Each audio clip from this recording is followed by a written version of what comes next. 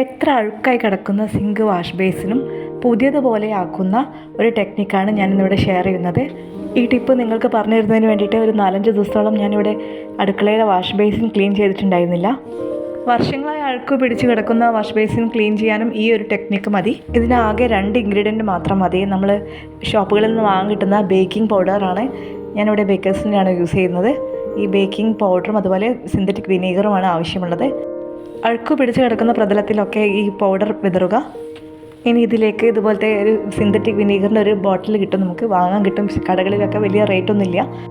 നമ്മൾ baking powder വിതറിയിട്ടുള്ള സ്ഥലങ്ങളിലെല്ലാം ഈ വിനീഗർ ഒഴിച്ചു കൊടുക്കുക. ഞാൻ ഷൂട്ട് ചെയ്യാൻ വിട്ടുപോയി. ഈ പൊടിയിലേക്ക് വിനീഗർ ഒഴിക്കുന്ന സമയം തന്നെ പതഞ്ഞ് പൊന്തും. അങ്ങനെ ഒരു 5 മിനിറ്റോളം വെച്ചതിന് ശേഷം ഒരു സ്റ്റീൽ സ്ക്രബ്ബർ കൊണ്ട് നല്ലതുപോലെ ഒന്ന് സ്ക്രബ് ചെയ്യുക. അപ്പം നല്ല വൃത്തിയുള്ള വാഷ് ബേസിനായി മാറും. ഈ ടെക്നിക്ക് നമുക്ക് ഗ്യാസ് സ്റ്റൗവിലും അതുപോലത്തെ ഏത് പ്രതലത്തിലും വേണമെങ്കിലും യൂസ് ചെയ്യാം.